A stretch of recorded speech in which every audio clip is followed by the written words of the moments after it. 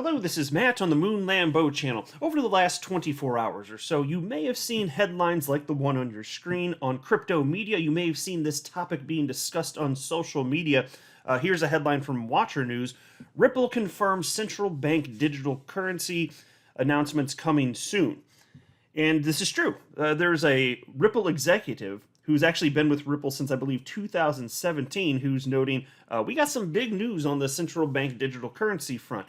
But I want to take a little bit of a deeper conceptual dive beyond the headlines here. And the headline's great. I love this. I've been articulating for a long time why I think it's fantastic. The approach Ripple has taken in general. All of this is good for XRP. But I want to speak a little bit further about what are the potential benefits of a central bank digital currency, and then why is that something Ripple cares about? How is that beneficial for XRP? That's what I want to talk about. And also, you know what? I'm going to go ahead and just preface this now. I have great concerns about central bank digital currencies, but I think that they're inevitable anyway. They're coming, so I just think that thoughtful, non-dictatorial civilizations should make sure that they don't become owners, that they're not, taking a step too far into collecting information. I have very serious concerns about that. But that's not going to be the thrust of this video. I just wanted to mention that because I don't want it to sound like I'm only praising. I have legit concerns. We'll see how this all pans out in the coming years and decades.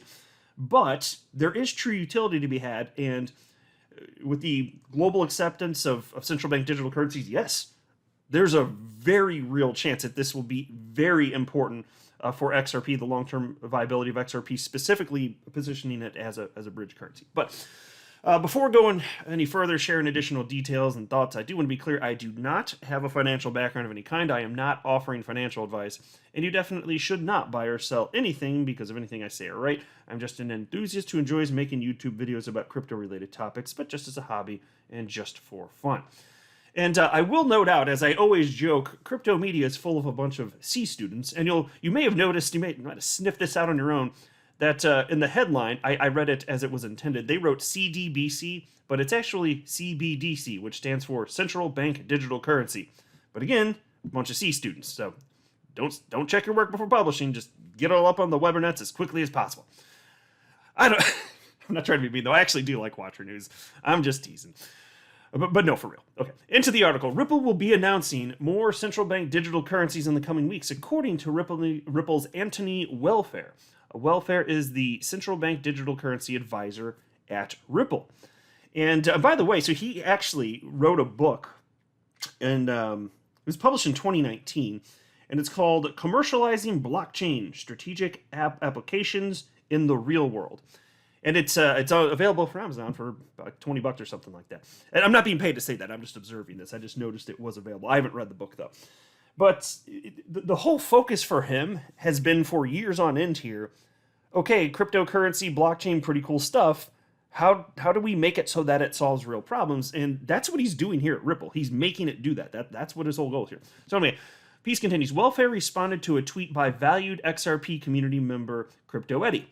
The tweet cites an interview with Welfare from June 17th, 2022, which had some pretty significant quotes, such as, Ripple has several pilots in the process, in progress for central bank digital currencies, including the Royal Monetary Authority of Bhutan and the Republic of Palau. And so here you can see there's a tweet, it's on your screen right now, from my fellow XRP YouTuber Crypto Eddie, who was highlighting just that. And those are stories that I had covered on this channel. It's come up multiple occasions as time has passed.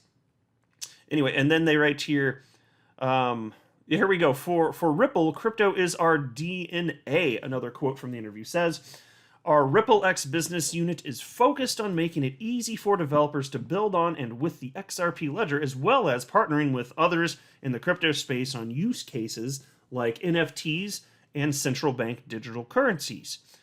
So tokenized assets.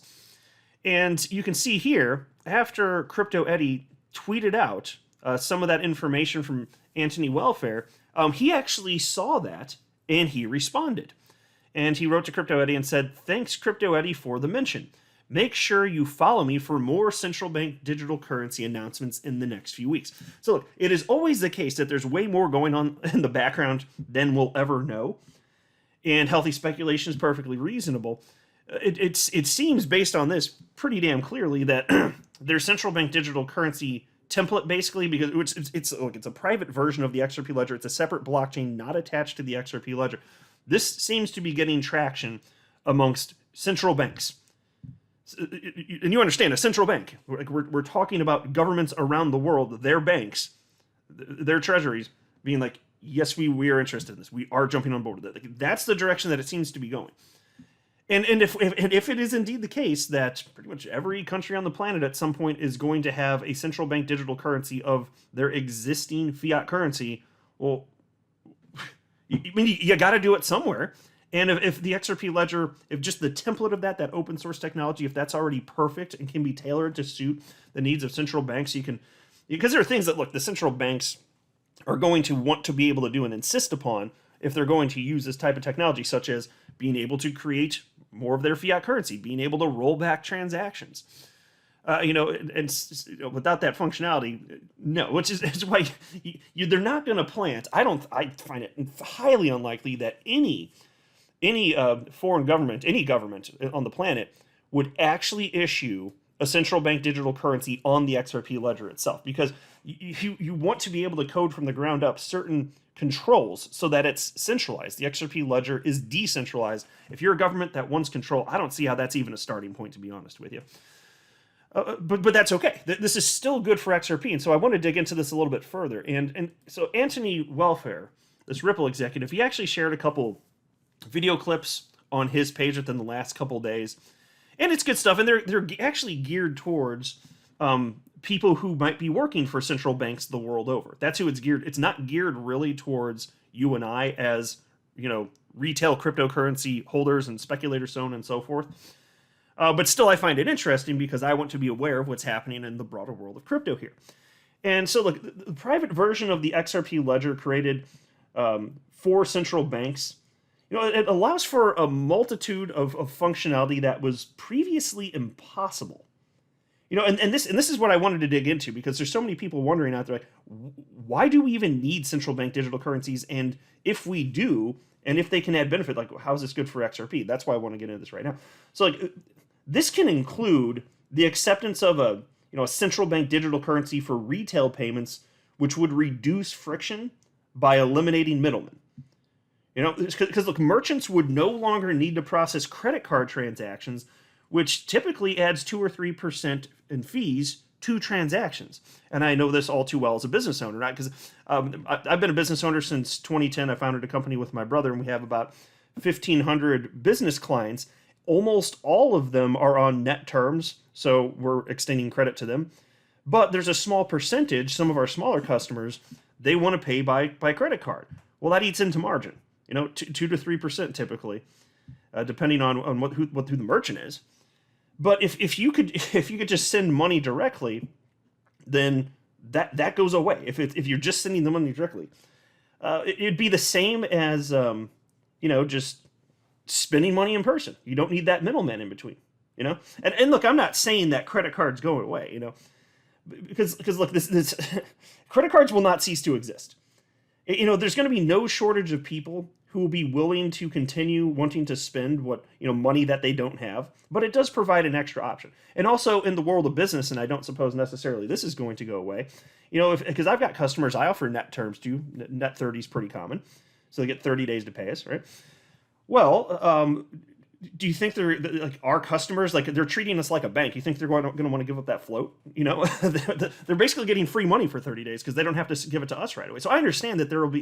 It doesn't mean that lending goes away. I'm not saying that, but there will be no shortage of people and businesses that will find benefit to this as another option. Maybe there can be additional incentives to those customers who are not going to use a credit card, because then the fees don't get eaten up. Maybe that can get passed along to the end user, reducing friction. So you can see the opportunity here. Again, it's not that credit cards go away. It's not that lending ceases to exist. Different people want different things, and that's fine. I'm just saying it creates new opportunity here. And if you're talking about basically free transactions because it's a central bank digital currency, my gosh, the increase in number of payments is just going to be intense. What might that mean for increased payment flow? And I'll explain why that is good for XRP in just a second here. But moving forward, This isn't all we have to look forward to. There's certainly other advantages that could occur as a result of central bank digital currencies existing.